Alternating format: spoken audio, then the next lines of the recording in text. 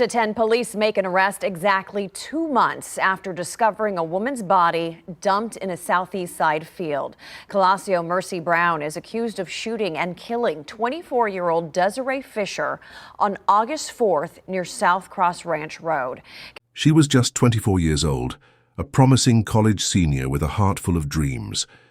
But one night she was left lying cold in a field, alone, abandoned by the people she trusted the most. What would drive someone to do such a thing? Was it love or something darker? Stick with us to uncover the chilling truth. You won't believe who was behind her murder, but before we dive into the details, let me ask you this. What would you do if you found out your boyfriend had been planning your death? Welcome to Crime Story Watch, where every story will keep you on the edge of your seat. These are not just cases, their lives forever changed. Subscribe and hit the bell. Don't miss out on the truth waiting to be uncovered. This story takes us to San Antonio, Texas, a city known for its vibrant culture, historic landmarks, and the famous Riverwalk that attracts millions of visitors each year. But behind the beauty and the bright lights, San Antonio also battles a darker reality. Like many American cities, it struggles with crime, gang activity, drug-related violence, and heartbreakingly, domestic violence. In 2023, reports showed a steady rise in violent crime, leaving families across the city shattered by sudden loss. And on the night of August 4th, one of those tragedies unfolded, a case that would grip the community and haunt the people who loved a young woman named Desiree Fisher. Desiree was just 24 years old. She wasn't some nameless statistic. She was a daughter, a sister, a godmother, a student, and a friend.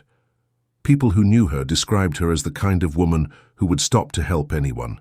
She volunteered her time to feed the homeless, encouraged her friends when they were at their lowest, and dreamed of a future where she could make a difference.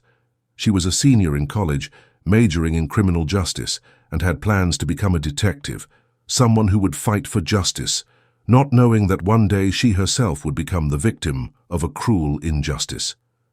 Her smile lit up every room. She had that rare type of personality, warm, compassionate, but also ambitious. Her family believed she was destined for greatness, and she was just a week away from turning 25. Life was just beginning for Desiree, but life can be cruel, and sometimes the people closest to you are the ones you should fear the most. Desiree had a boyfriend, Colasseo Mercy Brown, 20 years old. To outsiders, he might have seemed like just another young man, but to those who dug deeper, his story was darker. Their relationship had started with the usual spark, but over time something in Brown began to shift. Friends would later recall the way his attitude changed, how he carried a storm inside him. And then there were his words that nobody who loved Desiree could ever forget. At one point Brown was heard saying, "I'm finna kill this buck." Cold, blunt, and shocking, not whispered in a moment of drunken anger, not said jokingly, but spoken with intent. Those chilling words came true in the most brutal way possible. He had grown controlling, jealous, and full of rage. And when Desiree got into that red Mercedes-Benz with him, she probably never imagined that ride would be her last. But Brown wasn't acting alone. His circle of friends, young men like DeMarcus Whitley, just 18, and Zephaniah Cleaver, only 17, would join him in what became one of the most senseless and heartless murders San Antonio had seen in years. Still, the question remains, what led to this? What was the trigger that turned a relationship into a death sentence? And why did these young men feel the need to snuff out the bright future of someone who only ever wanted to help others? It was the night of August 4th, 2023, a night that would forever haunt the streets of San Antonio. The temperature was still hot, a typical summer evening, but something was off. The sounds of the city seemed muffled, and in the shadows of the streets, a life was about to be taken in a way that no one could have predicted. Desiree had been out earlier that evening, spending time with friends, maybe laughing and making memories, blissfully unaware that her last moments were drawing near. She had no idea that her boyfriend, Colasseo Brown, had been plotting something terrible behind her back. It wasn't until late that night, after the final text messages had been sent and the phone calls had stopped, that everything turned to darkness. Brown and Desiree got into her red Mercedes-Benz. They had driven around together before, cruising the streets of San Antonio, maybe talking about the future, maybe arguing over something trivial. But this time, it wasn't just another drive, it was the final drive.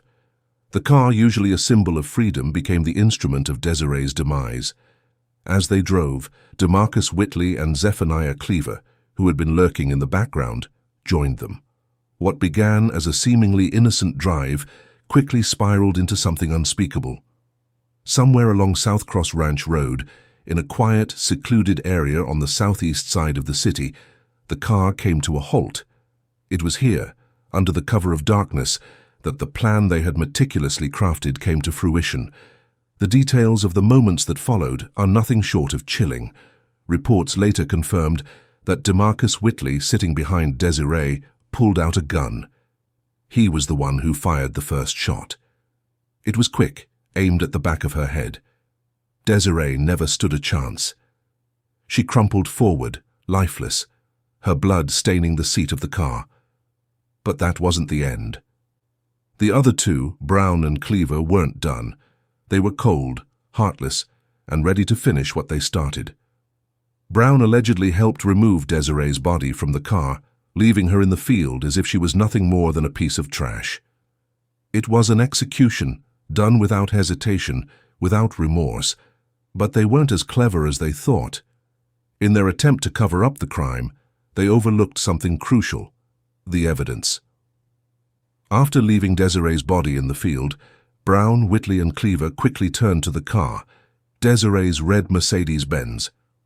They knew the car was a vital piece of evidence, and in a desperate attempt to sever all ties to the crime, they decided to sell it. The idea was simple: get rid of the car, erase the trail, and cut all connections to the murder. Within hours, the car was gone. The once symbolic object of Desiree's life had become a commodity to these criminals.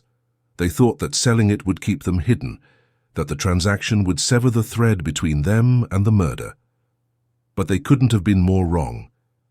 It was the sale of Desiree's car that ultimately became one of the most damning pieces of evidence against them. Investigators traced the sale back to the suspects, and the transaction was immediately flagged as suspicious. Law enforcement would later confirm that Brown, Whitley, and Cleaver sold the car in an effort to destroy any trace of Desiree's life. They hadn't just murdered her, they had stolen from her, and then they thought they could erase their crime by selling off her belongings. Surveillance footage revealed that Brown had been at the scene. His presence was undeniable. It showed the Mercedes-Benz arriving near the field just after midnight, its headlights cutting through the darkness. But the footage didn't just show the car, it captured the faces of those involved. The suspects were caught on tape. The realization hit law enforcement like a wave. This wasn't just a random act of violence. This was premeditated, a murder carried out by people who were supposed to be close to her. It wasn't just the footage that gave them away. The GPS data from Desiree's phone pointed straight to the field, confirming what the surveillance had already revealed. And the social media messages between Brown, Whitley, and Cleaver only added to the horror. They spoke in code, but the meaning was clear. The messages read like this: KO set it up. This phrase implied that Brown, sometimes referred to as KO, had orchestrated the entire crime. He was the mastermind behind Desiree's death, arranging the tragic outcome in advance. Davo pulled the trigger. This was a chilling admission of Whitley's role in the murder. Devo referred to Whitley, and the message confirmed he was the one who fired the fatal shot. Zeph was there. This was an incriminating statement, acknowledging Zephaniah Cleaver's presence at the scene. Zeph was shorthand for Cleaver, and the message revealed that he played a part in the execution as well. The messages didn't stop there. They continued with disturbing details. She was too good for me. Brown's words here hinted at the jealousy and possessiveness he felt toward Desiree. The line between love and hate had blurred for him, and his anger had overwhelmed whatever feelings of affection he had once had. No turning back now. This phrase sent chills down investigators' spines. It wasn't just a statement about their actions. It was a declaration of the irreversible path they had chosen. The murder was no longer a moment of passion or fury. It was a cold, calculated decision. As the investigation continued, the messages became a haunting reflection of the murderer's mentality. What began as a seemingly innocent drive had turned into a sinister plot, and the code words exchanged between them gave investigators crucial insight into their mindset, cold, methodical, and devoid of empathy. But still, the question lingered. Why? Why would Desiree's own boyfriend betray her like this? Was it the anger that had built up inside him over time? Was it jealousy? Or was there something more sinister at play? What had they hoped to gain from ending her life? The twist in the investigation came when it was revealed that the murder wasn't just an act of impulse, it was part of something much darker. Brown's feelings of entitlement, his need for control, and his jealousy over Desiree's independence all played a role. But it wasn't just about him. Cleaver and Whitley were implicated as well, each of them playing their part in the planning and execution of the crime. It became clear that this wasn't just a tragic incident. It was the tragic result of unchecked rage and betrayal. Desiree, who had spent her life helping others, had been betrayed by the people closest to her, and the road to justice was just beginning. Before we dive deeper into this nightmare, I need you to do something. Hit that subscribe button right now, because cases like Desiree's, they get forgotten too easily. And if you don't subscribe, if you don't help spread awareness about these stories, who will? As the investigation into Desiree's tragic death gained momentum, the psychological profiles of the suspects began to emerge. To understand how a seemingly ordinary relationship could devolve into such an unthinkable crime, we had to look deeper into the minds of the young men who took her life. Caliseo Brown, Desiree's boyfriend, was the first to raise red flags. He wasn't just a man in his 20s with a temper. He was a man consumed by rage and jealousy. His friends described him as someone who had always struggled with anger, but it was the kind of anger that no one ever fully took seriously. It was easy to overlook when it was just words, until those words turned into action. Brown's controlling nature had been evident in their relationship for months. Desiree, who had always been fiercely independent and focused on her future, had become the target of his insecurities. He resented her strength, her confidence, and her ability to make decisions for herself. But the thing that really triggered the violence was her desire to break free. Desiree had begun to pull away from him, talking about her future, her career goals, and her plans to take control of her own life. Without him, Brown, feeling cornered by the reality that Desiree was no longer the same person he once had control over, became desperate. His rage boiled over when he realized that she wasn't just growing apart from him emotionally, she was physically distancing herself too. The more she tried to get ahead in life, the more he felt threatened. The jealousy and resentment turned to obsession, and in a fit of dark, twisted thinking, he decided that the only way to get rid of her was to kill her. But Brown wasn't alone in this plan. DeMarcus Whitley, the 18-year-old accomplice, had his own reasons for joining in on the crime. Whitley's involvement seemed to stem from a mixture of loyalty to Brown and a twisted sense of excitement. Whitley had been the one sitting directly behind Desiree when the first fatal shot rang out. According to statements later provided by those who knew him, Whitley's life had been filled with violence, whether in the streets or through his family relationships. But what motivated him to pull the trigger that night?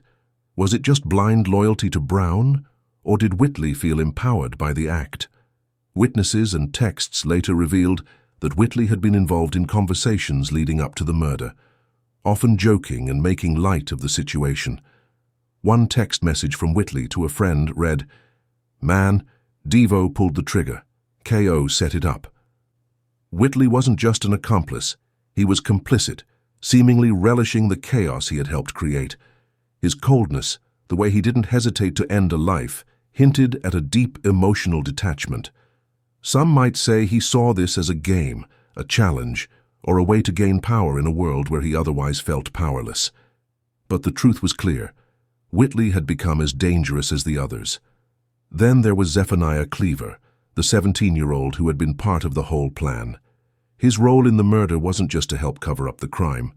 Cleaver's presence in the car and his involvement in the conversation were pivotal.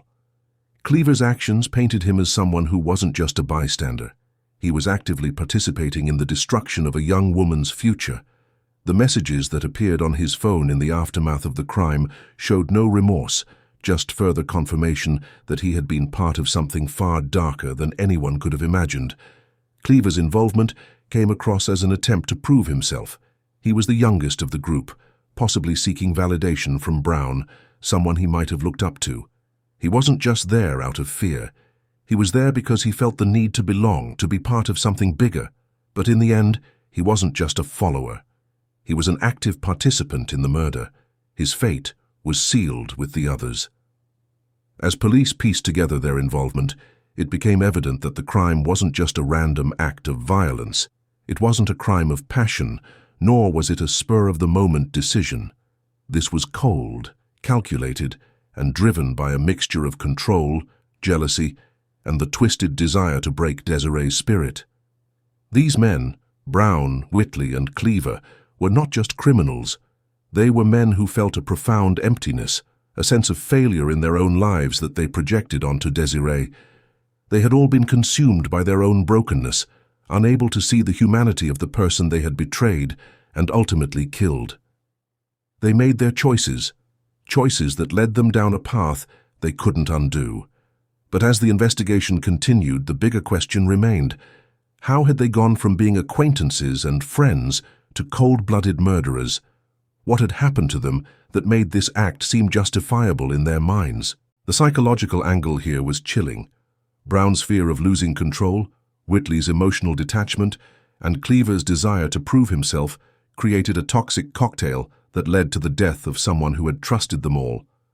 Desiree had been the one person who could have helped them break free from their self-imposed chains, but instead, they destroyed her. As law enforcement continued their work, it was clear that this wasn't just about a violent outburst. This was a deeply rooted issue, an issue that would ultimately lead to an arrest. Brown, Whitley, and Cleaver were about to learn that no amount of violence or control could erase the truth. They had made their choices, and they would have to face the consequences. But even as the pieces of the investigation fell into place, the true psychological cost of their actions remained clear. It wasn't just the life of Desiree that had been stolen, it was the souls of the young men who had killed her. And as the twists unfolded, it became more apparent than ever that no one walks away unscathed from the aftermath of such a decision. The search for justice began the moment Desiree's lifeless body was discovered in that field. But the road to closure wasn't going to be easy. In the aftermath of such a brutal crime, the tension hung thick in the air, and everyone involved, her family, the community, and the investigators, knew that only one thing could bring a shred of peace: justice. It didn't take long for law enforcement to connect the dots. What led investigators to the suspect? Megan? ECs, there were several pieces of key evidence that investigators were able to uncover over the last few months, which included talking to witnesses, getting a GPS tracker which was on the victim's car, and surveillance video. And social media posts painted a clear picture of what had happened that night. August 4th, around 4 in the afternoon, someone driving by this grass field spotted a woman's body. She was later identified as 24-year-old Desiree Fisher. Investigators believe she was shot multiple times by 20-year-old Mercy Brown. According to the affidavit, one witness told investigators they saw two vehicles parked near the crime scene and heard multiple gunshots being fired from inside the vehicle towards the field. But documents state the witness didn't hear screams or signs that someone had been hit. Mercy Brown, the mastermind behind it all, was arrested first. On October 3, 2023, he was taken into custody. His world, which had been full of lies and manipulation, came crashing down. Brown had been so confident in his ability to control the narrative that he never imagined the law would catch up to him. He had thought his plan was foolproof, that Desiree's death would be buried with her in that field. But he was wrong. When Brown was arrested, he showed little emotion. He wasn't the broken, remorseful person that many had expected him to be. Instead, he was eerily calm. He sat in the back of the police car, staring out the window as the streets of San Antonio passed by. What was going through his mind? Was he regretting his actions? Or had the anger and jealousy so consumed him that he couldn't see the gravity of what he had done? It wasn't long before DeMarcus Whitley, the 18-year-old who had pulled the trigger, was arrested on October 31, 2023. Whitley's arrest was the culmination of days of mounting evidence and witness testimony. While he had initially tried to distance himself from the crime, the trail of digital footprints, text messages, social media posts, and even his own words confirmed his role in the murder. Unlike Brown, Whitley's arrest didn't feel calculated or controlled. There was a sense of confusion in his eyes when the officers apprehended him. He wasn't as hardened as Brown. He hadn't expected to get caught, and when it happened, he was left to face the reality of his actions. The young man who had once been so eager to show off his bravado and act tough was now left powerless in the face of the justice system.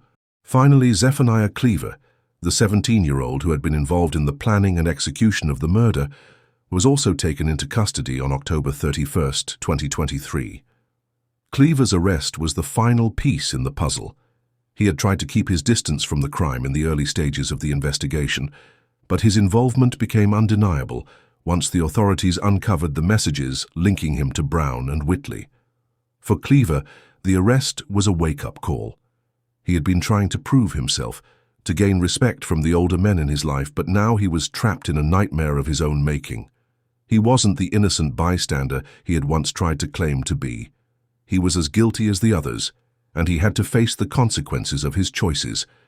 As each suspect was arrested, Desiree's family began to process the overwhelming weight of the situation. They had lost a daughter, a sister, a friend. Their grief was unfathomable, but with each arrest they felt a small measure of relief. There was still no bringing Desiree back, but at least there was a sense that the people who had taken her life would be held accountable for their actions. Desiree's mother, in a statement released to the press, expressed both pain and resolve. "No punishment will ever bring my daughter back.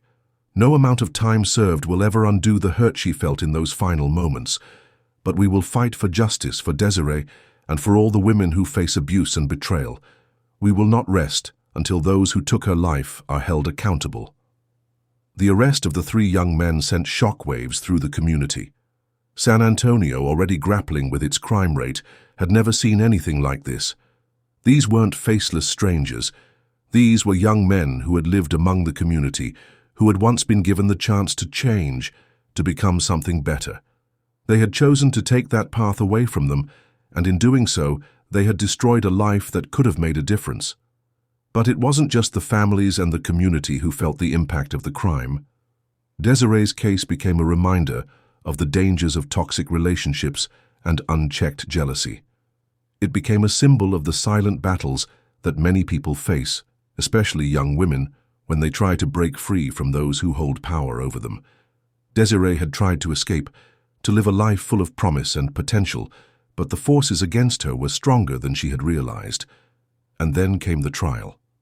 The courtroom was filled with tension as the families of both Desiree and the accused sat across from each other. The defense team tried to paint a picture of the defendants as misunderstood youths who had been victims of their circumstances. But the truth couldn't be ignored. The prosecution painted a damning picture of calculated murder, with cold-blooded actions and premeditated decisions. The jury had to decide, would they be swayed by the defense's argument, or would they hold these men accountable for the brutal killing of an innocent young woman? As the trial continued, it became clear that this wasn't just about proving guilt or innocence. It was about understanding the deeper issues that had led to Desiree's death. It was about acknowledging the layers of betrayal, jealousy, and toxic masculinity that had built up in the hearts of the men who had killed her. And in the end, it was about seeking justice for Desiree, a young woman who had been taken from this world far too soon. Listen, if this story is affecting you the way it's affecting me, you need to subscribe right now. Because the justice system failed Desiree in life. Don't let social media fail her in death. Every subscription helps stories like hers reach more people, and if you're not subscribing, ask yourself, why? What's stopping you from helping spread awareness about victims like Desiree? Hit that button. Do it for her. Desiree Fisher's story is one that no one should ever have to live through. It is a heartbreaking reminder of the fragility of life, the betrayal that can come from those we trust the most, and the devastating consequences of toxic relationships. Desiree's potential, her dreams, and her light were all stolen from her far too soon, leaving a void that will never be filled. But as we remember Desiree, we also remember the strength of her family, the resilience of her friends, and the power of her legacy. Her story has become a beacon of hope for others trapped in abusive relationships. It's a wake-up call to recognize the signs of control, jealousy, and violence before it's too late. Justice is important, but it is only one part of the equation. The real change comes when we take action, when we stand up for those who can't stand for themselves, and when we fight for a world where no one has to fear betrayal at the hands of those they love. Desiree's life mattered, and her death is not in vain. Her story will inspire the fight for justice, for awareness, and for a future where people can live freely without the threat of violence from those they trust. Now it's up to us to keep Desiree's memory alive. We can't let her death be another forgotten tragedy. Share her story, speak out against abuse and violence, stand up for the victims who have no voice. Together, we can make sure that Desiree's light doesn't fade, and that no more lives are taken like hers was. If you've been moved by Desiree's story, if you believe in the power of justice and change, hit that subscribe button now. Don't just be a spectator. Be part of the movement. Stand with Desiree's family and all those fighting for a better world. If you choose not to subscribe, let us know in the comments why you can't stand for justice. Your voice matters. Let me ask you, what do you think? Can justice be fully served for Desiree? Or is there something deeper we need to do as a society to prevent tragedies like this? Do you believe the punishment these men face is enough for what they did? Let us know in the comments below, and be sure to type #JusticeForDesiree to show your support for her family. Share your thoughts. Where are you watching from? Together we can keep Desiree's memory alive and make sure her story inspires change. Rest in peace, Desiree. Your legacy will live on in every life you touched and in the lives we continue to save. Thank you for watching.